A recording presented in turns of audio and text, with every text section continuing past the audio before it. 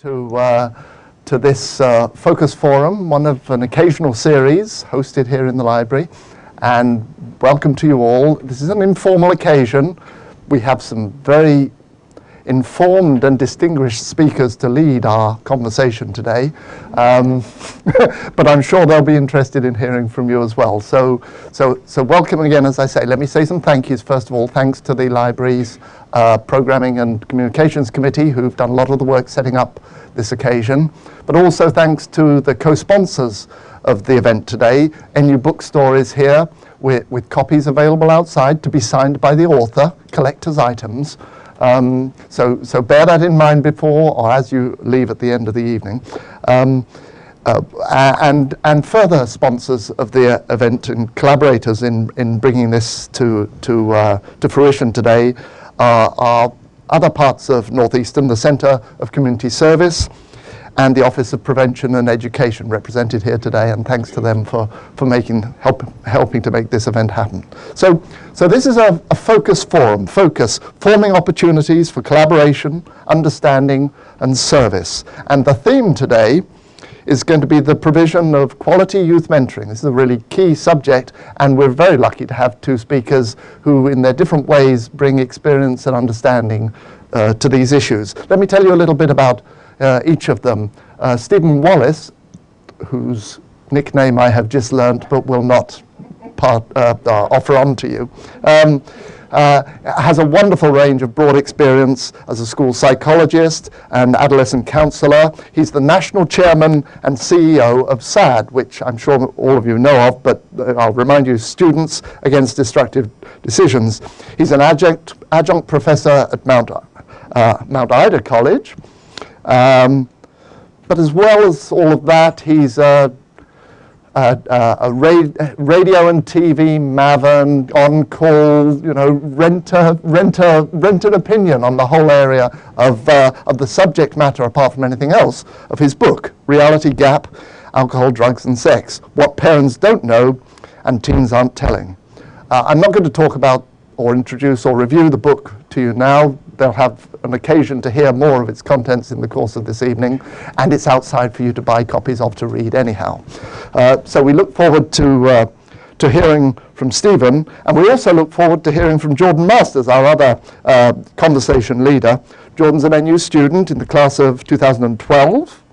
He's a Massachusetts native and a Torch scholar. Currently, I think, a journalism major, right? And more to the point this afternoon, currently interning with Big Brothers, Big Sisters, which will be a key component of our discussion this afternoon. So each of them is going to talk for 15 or 20 minutes, and then we'll have a more open opportunity to follow up on some of the issues that get raised. So thank you all for coming, and welcome. Thanks very much. It's great to be here. I too want to reiterate that this is an informal gathering. I said to my friend John over there, this is kind of like a wake. It's so quiet. So hopefully we'll get some enthusiastic participation. I'm going to focus, of all the things I could talk about, right? Alcohol, drugs, sex. We're going to talk about mentoring instead. But mentoring is actually a subject near and dear to my heart. As is the overall issue of community service. So I'm really excited to be at Northeastern today to have a chance to share with you a little bit of the research that I've done on the issue of youth mentoring, and also to answer any questions that you might have about any of the topics that are presented in my book, which include, of course, the issue of underage drinking, other drug use by young people, sexual behavior, bullying, violence, suicide, a whole range of issues that young people unfortunately face in their everyday lives. I want to thank Northeastern for having me, certainly the Center for Community Service, whose resources are tremendous. I've been on the website and was really very impressed. I'm happy to share the table and the podium with Jordan, who has an 8-year-old little brother that he's mentoring through the Big Brothers Big Sisters program. And I also want to introduce a very dear friend of mine who came over today, Stephen Winkler. Stephen, would you just stand up for a minute? Stephen is the National Student of the Year for Students Against Destructive Decisions, meaning that he went through a very competitive, arduous process of being nominated and competing against other young men and women from all across the country to ultimately be selected as the National Student of the Year for 2008 and 2009 for SAD. And in that role, Stephen serves with me on the board of directors, and he also serves with me as a key spokesperson for the organization, addressing youth issues in the media and in other forums all throughout the year. So I'm really excited to have Stephen here with us today. And Stephen, you should know, is also involved in Big Brothers Big Sisters of America during his high school years. So delighted that he's here as well. I was at Tabor Academy down in Marion, Massachusetts on Friday, speaking to 300 parents, and I was signing books afterwards, and this mom walked up and she was holding my book, and she went like this. She goes, "Do I really want to read this?"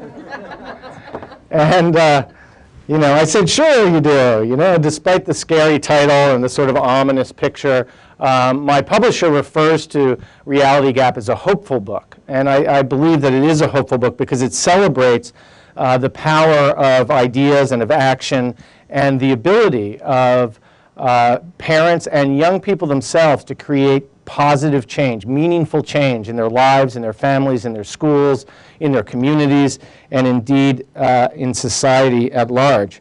And the good news is that young people are creating positive change in record numbers. And I'll talk about that in a minute. But it's important to note, I think, at the outset, that not only are they creating positive change, they're feeling really good about creating positive change. And in some ways, that runs counter to the popular depiction of adolescence that we see portrayed in the movies and in print so often.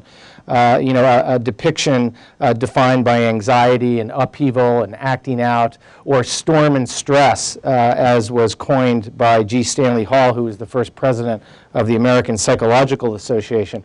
I'm always quick to point out when I speak all of the great things that our kids are doing and how good they feel about those things and feel about themselves and feel about their families and the time they spend with their parents, because too often we focus only on the other side. We only focus on the problems that we see, the behaviors that we hear about. And I think it's critical that we also focus on all the positive things. In fact, I wrote a column last January pointing out that millions of young Americans were ringing in the new year as responsible, confident, successful, and contributing members of their communities. According to a Teens Today research study from SAD, the majority of young people feel good about their progress on their key developmental tasks of achieving an identity, achieving independence, and achieving more adult-like relationships with their peer group. They also tend to say that they feel happy almost every day. 77% of them perceive themselves as friendly, 72% as honest, 72% as smart. And more than 6 in 10 say they are able to handle change well and that they're liked by others.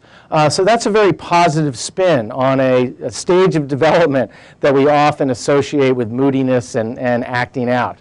So I think it's very important to point to that. My good friend Rich Lerner, who teaches psychology over at Tufts University, also wrote a book, came out just about the same time as mine. We were actually competing for the same publisher, and he won. But I got a good publisher anyway. He wrote a book called The Good Teen, which is really very similar to my book. It's interesting to note, if you read his book, The Good Teen, and you read my book, Reality Gap, we really arrive at the same place. We start from a different corner, but we arrive at the same place, and that is that hopeful perspective on young people today.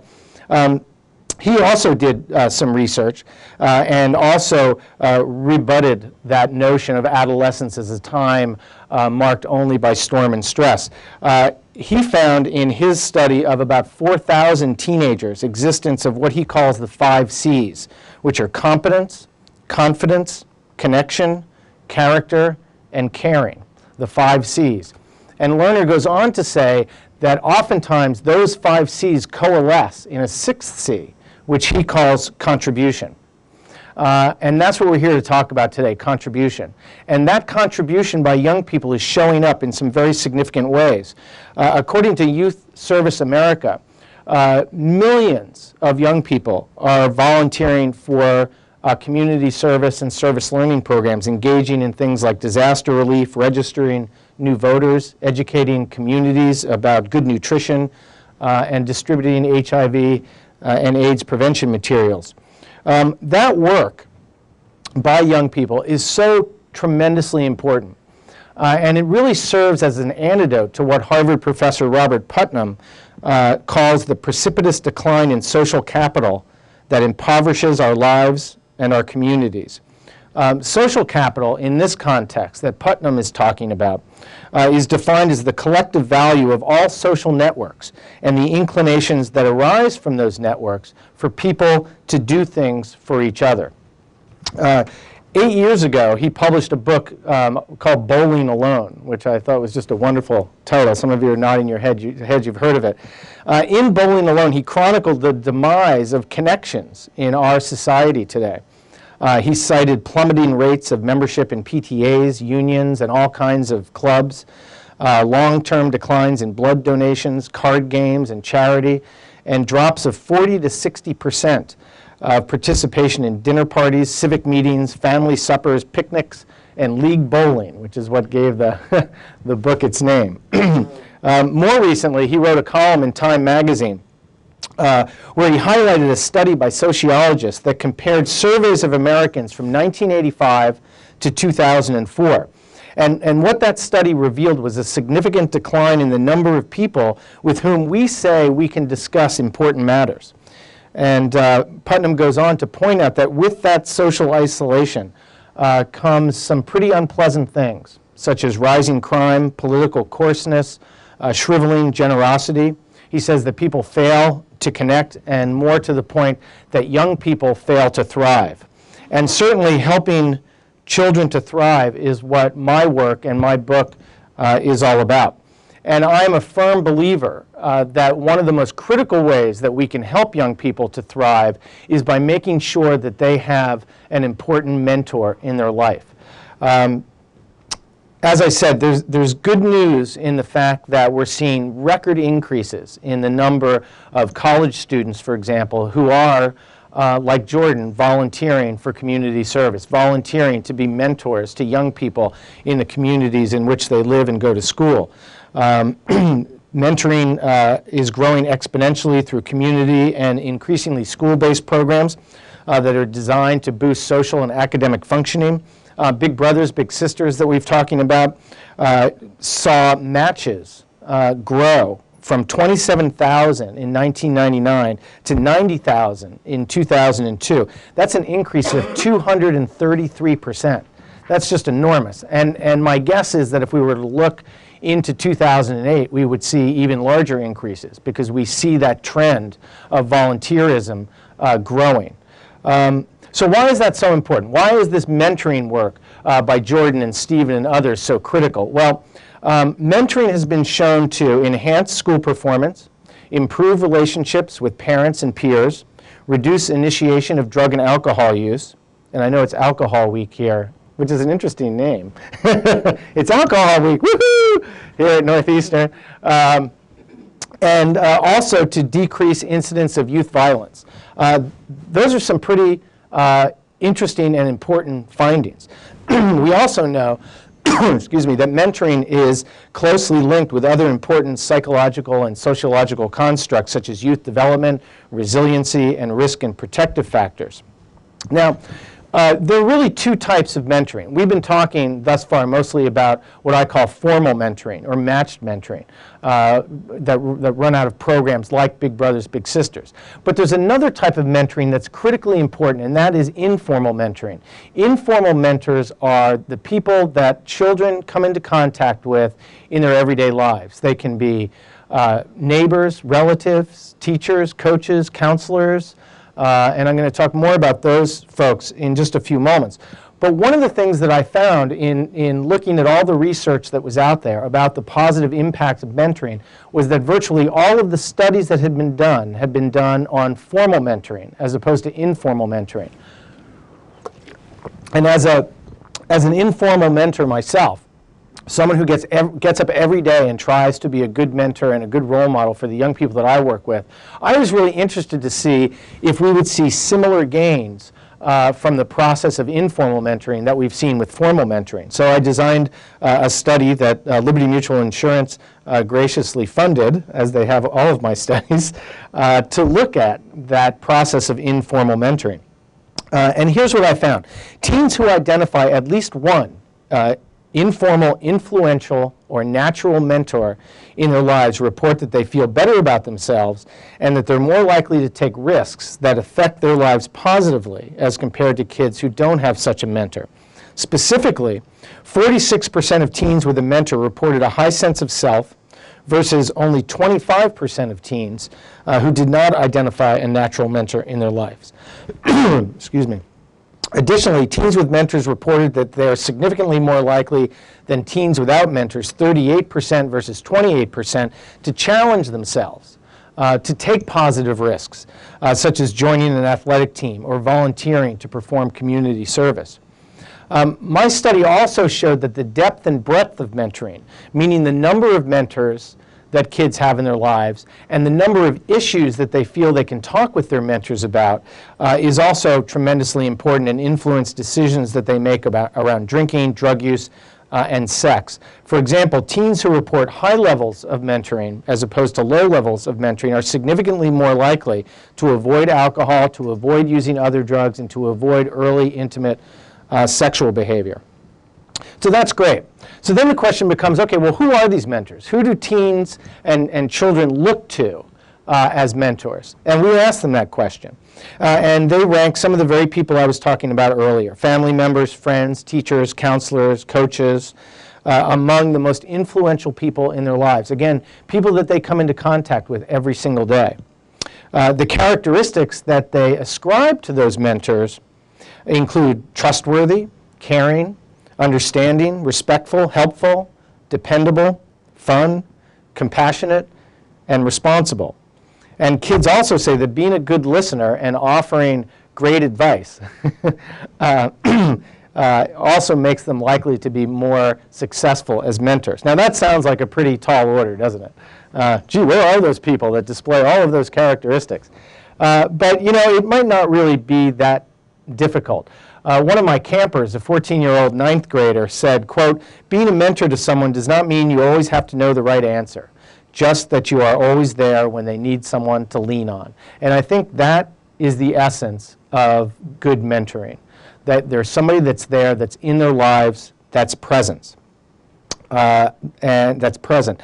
And I think she may be onto something. You know, Woody Allen said that 90% of life is just showing up. And I think as a mentor myself, that's true. You know, personally, I spend a lot of time, as some of my friends will attest to, driving all over, you know, New England, going to kids' sporting events, and they say, "Hey, you're crazy. What do you do this for?" And I say, you know, sometimes it's just about showing up. It's just about being there. Sometimes I don't even get to talk to the kid. It's just about being there. There's a great book that you may have heard of. Called The Power of well, it's called This I Believe, which is based on the NPR series. And there are a series of essays in there, and one of them is called The Power of Presence, which I love. And it was written by psychologist Debbie Hall. And she says the following about presence, quote, "Presence is a noun, not a verb. It is a state of being, not doing. States of beings are not highly valued in a culture which places a high priority on doing. Yet true presence, or being with another person, carries with it a silent power to bear witness to a passage, to help carry an emotional burden, or to begin a healing process." And pretty heady stuff. But given the value that we've seen through studies of both formal and informal mentoring, I think it's worth the effort. Notably, more than half of teens, 56%, say that the absence of a mentor in their lives would negatively affect them. And yet, almost as many kids, 53%, actually say that their parents discourage them from participating in organizations or activities where they're likely to form those relationships, with 1 in 5 who specifically cite their parents' concerns over their personal safety when spending time with a mentor. That's a pretty scary scenario when you balance the great benefits of mentoring against the fear that many parents have about allowing their child to spend time with a mentor. Those two inclinations really conflict. Can something so good really be so bad? Probably not as often as we think. Federal statistics, in fact, don't support the notion that our children are facing an increasing risk of harm. Neither does a study that came out in April, last April, by the Crimes Against Children Research Center at the University of New Hampshire. That study revealed that child sexual abuse cases nationwide declined 5% from 2005 to 2006, capping a 14-year decline of more than 50%. Okay? That certainly runs counter to popular perception, doesn't it? The study also showed that cases of physical abuse declined as well in 2006, down 3% from 2005, with a drop of 48% since 1992. So again, statistics that really challenge traditional thinking about rates of child abuse and sexual abuse. There's a psychologist out in California named Wendy Mogul who wrote a terrific book called The Blessing of a Skinned Knee. I had the opportunity to see Wendy speak and immediately went out and bought her book. And she points out in her book that the world may not be quite so dangerous, as I've just said, referring to media scaremongering, in which she says, quote, "The most disturbing stories are given the most attention and our sense of impending danger becomes exaggerated." We have this 24-hour news cycle, and they're always looking to fill content, right? Jordan knows this as a journalism major. And so what they do is they pick the most horrible cases of child abuse or neglect, and they play them over and over and over again until parents get the sense that there's a boogeyman hiding behind every single bush.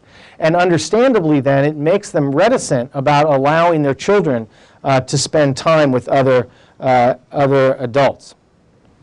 This boogeyman effect does appear to be chilling important relationships that are proven to foster growth and personal development. That's what makes it so frustrating. There's another book. I talk about, someone said to me, they read my book and they said, "Gosh, you talk about a lot of other books in your book. Isn't that kind of weird?" And I said, "No, actually, I want my book to be a resource for people." So I talk a lot in my book and when I speak about other books that I've found to be really illuminating. There's a book called In the Shelter of Each Other, which is written by Mary Pfeiffer, who's best known for reviving Ophelia. But she warns in The Shelter of Each Other, quote, "A culture in which children fear adults and adults are uneasy around children is an unhealthy and dangerous place." But in many ways, that's the world in which we live right now, right? If you go up to talk to a child that you don't know, what do? They run, right? And I know many adults that won't go up and talk to a child, won't try to initiate a dialogue, may not even try to help a child they sense is in distress because of that fear that they have and because of the fear that the children had. Very, very, very sad. So, it's that threat, I think, that is more real and more damaging to the potential for forming these very important types of relationships that we've been talking about. I want to close with just one thought. Last February, I was down in Nashville, Tennessee, to speak to the national conference for the American Camp Association, speaking to camp directors from all across the country. And I was actually speaking about mentoring. But before my speech, I zipped over to Vanderbilt University to have lunch with one of my former campers who was a freshman at Vanderbilt last year. And believe it or not, it was snowing, okay? Now, I'm from Florida. I do not like snow. But I figured I was safe going to Nashville, right? So all I had was, like a sports shirt and a light windbreaker.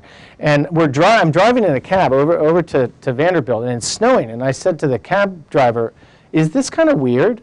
And he said, "Yeah, it never snows here." I was like, "Great." But anyway, so I'm waiting on, I scheduled to meet my friend on a street corner.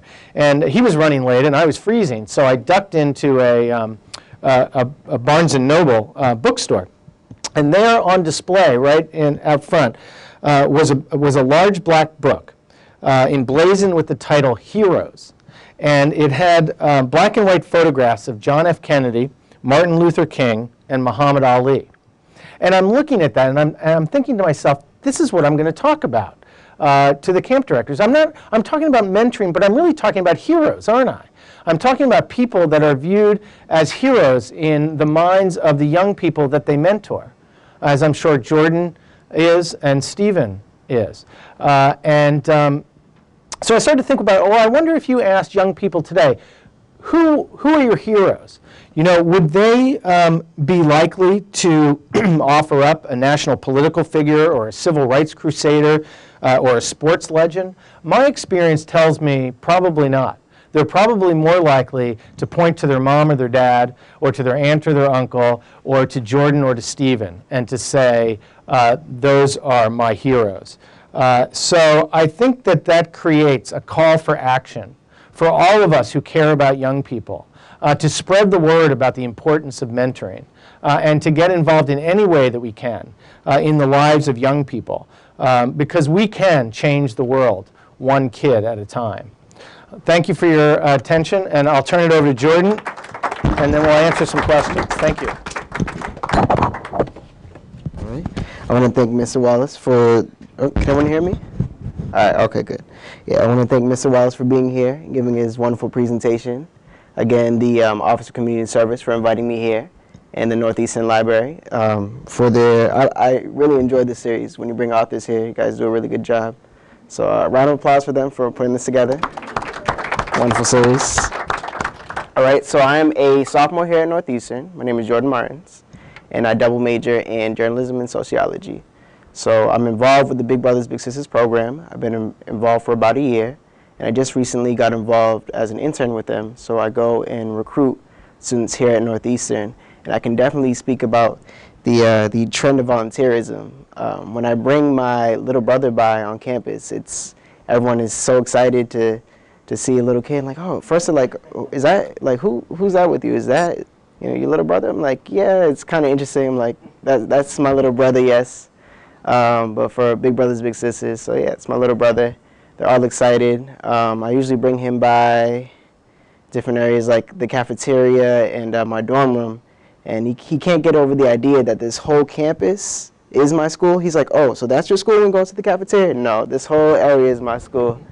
So people are definitely excited to see me with my little brother, and when they go, a lot of times will inquire about the program, and a lot of students are involved in different activities, not just mentoring, you know, the younger kids, but they go into the local high schools with the peer health exchange, so they go and teach about sexual education and other things such as that.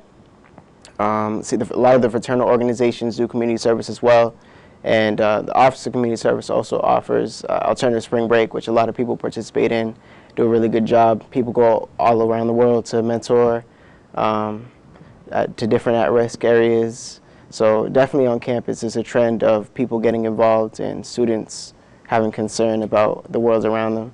But for me personally, I definitely got involved with Big Brothers Big Sisters because I enjoyed being mentored when I was younger. I can definitely speak about informal mentoring. I was a part of different sports teams, like I did Taekwondo. So that's kind of like an individual relationship with the sensei, but there's also like a team relationship. So just having a bunch of peers that were doing a positive thing, even though we were learning martial arts and self-defense and different things, was definitely powerful. Someone there who is there for guidance, and you can go and when it's an informal relationship, it's really easy just to go and casually approach something about an issue you may be facing, and it's definitely nice to have someone who's older and who's been in situations. Just they can usually tell if you're going through things. They can go and ask you, oh, how are things going? Just little things like that really make a difference when you're a kid, especially at your teen years, which can be interesting. Definitely people around the community. I had like a family friend who was about in his early 20s. He just do casual things like take me to play basketball, stuff like that. Just really made a difference when someone takes an interest in you. It's not just about, hey, you know, they don't have to tutor you. They don't have to do necessarily educational things to have a positive impact on you. So that's why I definitely enjoy giving back through Big Brothers Big Sisters, because I get to do, you know, kind of do my daily routine. Like I bring my little brother here. Sometimes won't always do the most fun things. Like I'll bring him to a meeting. Sometimes it's happened, but just it's really powerful, I think, for him to see me on my daily routine, and he can aspire towards, you know, being at this level, at the college level, and eventually doing things like I do. So like we go, let's say, for example, I'm a graphic designer for a magazine here called Onyx. So he goes and he saw me playing around with the computer, and he's interested in drawing, I know. So he maybe eventually, he's only 8 right now, I can show him that, but with Big Brothers Big Sisters, they do a good job with matching up interests. So I knew he liked to draw, so I take him around when it's time for me to toy around with the stuff for graphic design, and he gets a kick out of that. So definitely, it's real easy through Big Brothers Big Sisters to just have a good time. Like I half the time I don't even realize that I'm mentoring. Like we'll do casual things like go to sports games or just hang out, and it really makes a difference. I can tell, like, my little brother will all the time tell me, like, sometimes he'll be shy about, I'll be like, oh, did you have a good time? He's like, yeah, and I'll see the smile.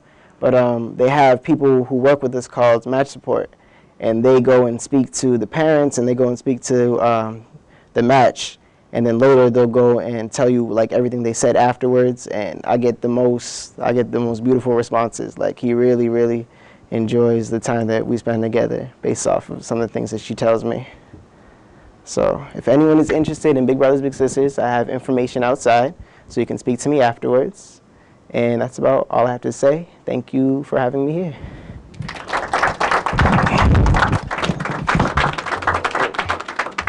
Okay, folks, so we have an opportunity now to pose some questions and offer some comments. We have a roving mic. How far will it rove? Pretty far. Pretty far, okay. So feel free to stick your hand up and offer any comments or questions you have, either for our speakers or for general consumption. I know my friends were colluding to ask some really difficult questions. I told them not to. I had a question about that was looked for some clarification, I guess, on what quality mentoring means. In other words, what quality mentoring was. In other words, is there such a thing as a bad mentoring? Do you want to handle it? Well, you know, I think bad mentoring is sort of, you know, an oxymoron. I think that I wouldn't call them a mentor. I think that certainly there are adults who set very poor example for young people, and in my view would not be fit to serve as mentors. As a summer camp director, one of the things that I have to do along with my colleagues is to hire a staff every summer of about 100 college students who are going to be working with our campers. And what I always say to them is that my number one priority is that you are a good role model, that you're a good mentor. That's the most important thing. The second thing is that you're a team player. And if you're a team player, you have to be a good role model and a mentor. And the third is that you have to have fun. And those are the 3 criteria I have for hiring staff. But I do see almost every day examples that make me cringe of the types of modeling that goes on for young people. Yes? For either of you guys, what about these one-shot deal? I guess they're not necessarily called mentoring situations, but you know, how do you feel about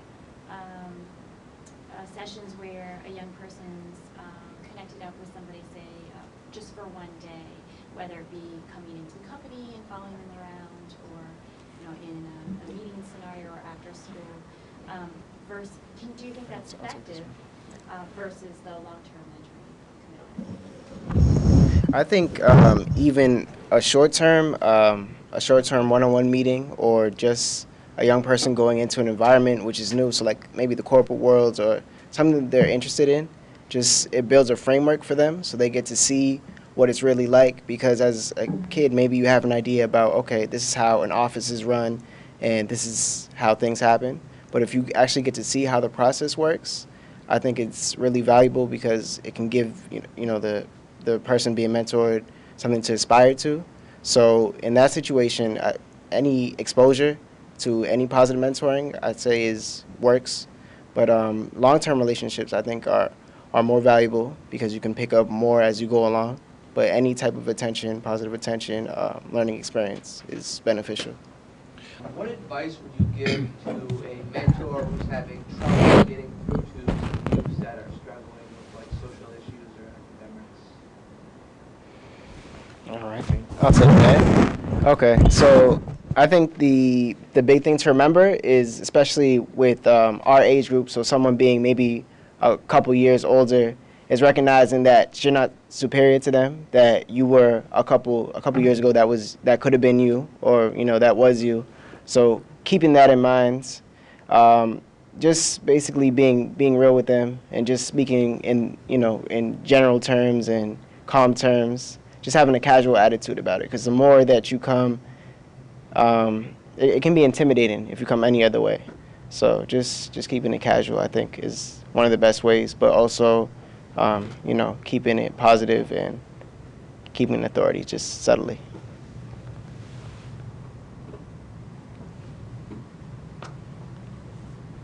Another question? I have just a sort of practical question for Jordan. I'm curious what the time commitment is with Big Brothers Big Sisters. Okay. What they expect from Okay. participation. Okay, so Big Brothers Big Sisters, the commitment is 2 times a month. So there's 2 different programs, school-based and community-based. School-based is where you go and maybe take a lunch break and go eat with the student or meet them after school for about maybe an hour to 2 hours. But I do community-based, so which means I go on the weekends. That's when I have the most time. During the week, it's kind of hectic. So I just go pick them up for a couple hours, and we'll go spend some time. So it's not the hugest amount of time commitment. Most time it flies by, but it means a lot to the person you mentor. I want to add something to what Jordan said, and that is that the mentee is not the only beneficiary in this relationship. The mentor also receives enormous benefit, as I'm sure Jordan would attest to, and Stephen's nodding his head, and I can say it as a mentor as well. And in addition, there's another dynamic that's important to note, and that is that the mentee often then grows up to become a mentor because they recognize the value of those types of relationships. So, regardless of the time commitment, there's so many ways that those connections create a positive impact on a whole number of people. And who knows how far out that goes, but it can go very far.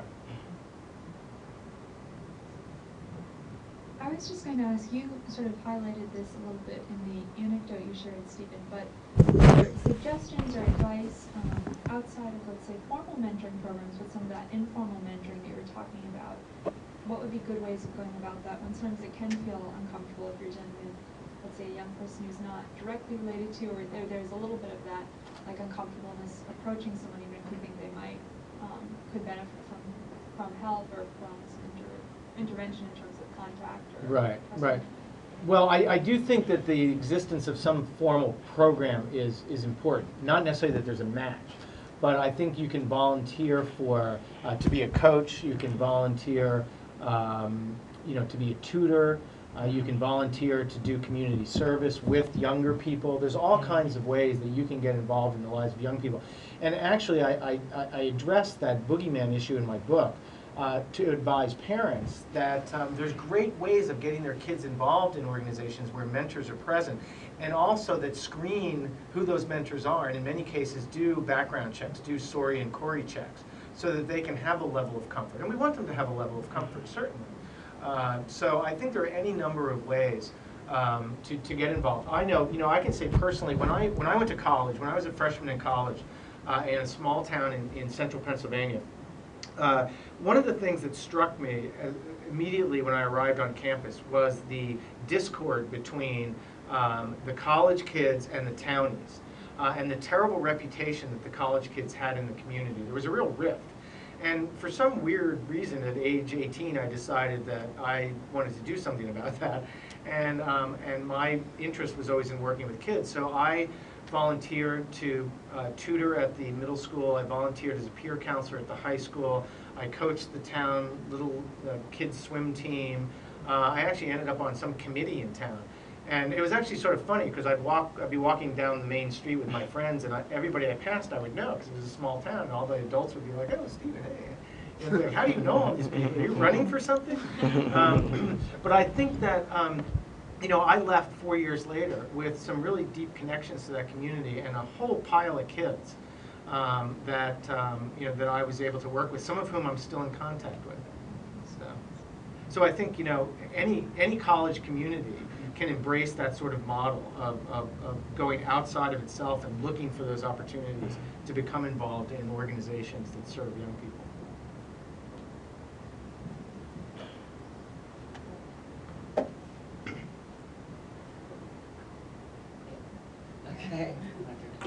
Okay, so I'm going to go a little bit off of the topic of mentoring because I got pulled in by the title of the book. It always happens.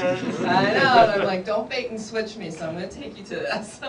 I'm sitting here as a parent, and I'm saying, okay, so you're talking about the mentoring. The mentoring is wonderful. The mentoring is great.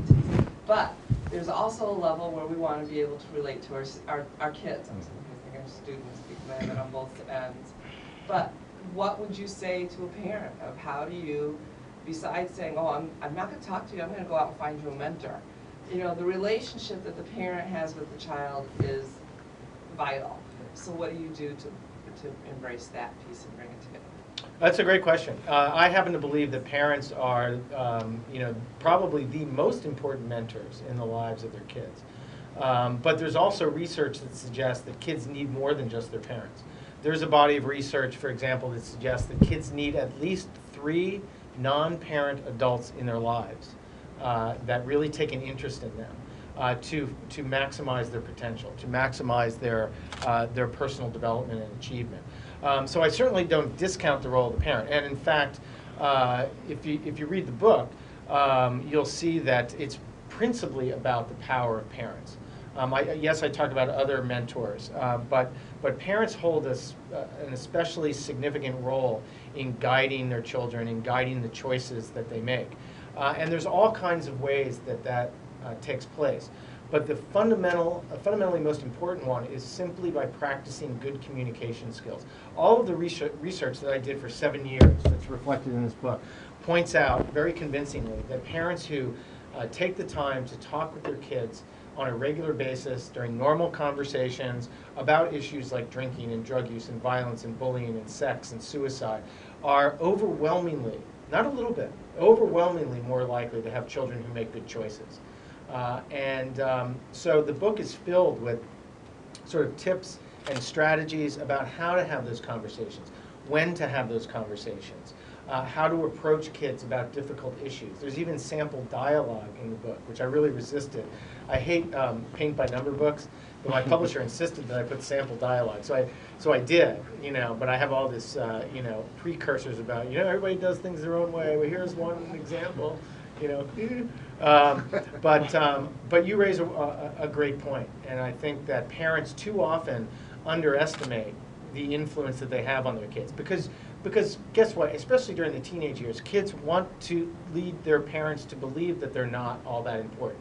Because they have conflicting demands in their own development. One demand is to grow up and to be independent. The other need that they have is to be nurtured. And they're trying to let the independence overpower the nurture need. And those two things collide. And one of the things they do to try to self-protect them from feeling like they need too much nurturing is to put on airs as though they don't really care what their mom and dad think. They don't really want to spend time with their mom and dad. All the research says the exact opposite. The kids actually want to spend more time with their parents. And those kids who say they don't have a close relationship with their parents wish that they did. So a lot of the book is about debunking some of those myths that parents sort of hold dear.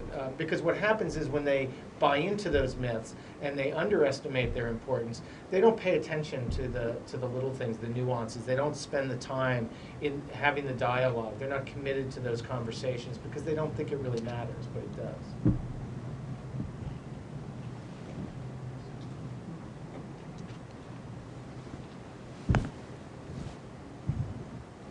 Stephen, you mentioned earlier the benefit to not just the mentees but the mentors. I'm wondering, is there any data or links or any evidence out there about young adults or late teens that do mentor, and possibly prevention or reduction of maybe some of the higher risk behaviors we see, like heavy drinking or drug use? That is a wonderful question, and I've actually developed some hypotheses for research around that. And one of the reasons that I did that is, and this is sort of a circuitous answer to your question, but you know, SAD is principally a middle school and high school construct, but we do have presence on some college campuses, and we also have a lot of kids like Stephen who are very involved in SAD and go into college, as Stephen is now, and want to continue. And part of the issue is that the messaging isn't really geared towards college students, so it doesn't quite work. And I've long proposed that we consider what I call a backdoor approach, that by getting college students involved in mentoring, we can actually change their behavior, not only the behavior of the kids that they're mentoring. And I use as evidence to suggest that data from my own research that points out that kids, high school kids, who have little brothers and little sisters are much more aware of their own behavior and their responsibility to their siblings to be a good role model. And that in turn may affect the choices that they make. And I think that's really powerful. And so, you know, if we can engage college students in greater numbers with mentoring young people in the communities in which they go to school, I think we might start to see some gains in the areas that trouble us all so much, like the high rate of binge drinking, for example, and other drug use. I at least think it's worth a try.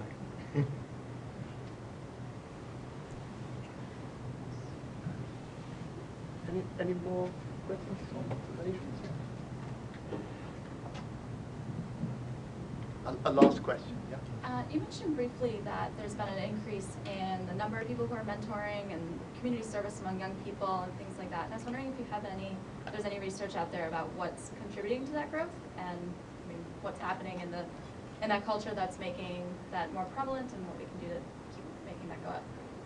I think there are a couple things. I think number one, we have a generation of young people that are growing up with parents who are of an age that they're more committed to social activism, for example. And number two, we've seen an explosion of service learning programs that are sponsored by schools. So there are many more opportunities. And in fact, many schools require community service or service learning in order to graduate. I know at my summer camp, for example, a number of years ago, we have a requirement-based teen leadership program, and we created a program whereby kids could volunteer for community service in their own communities and get credit for that at camp.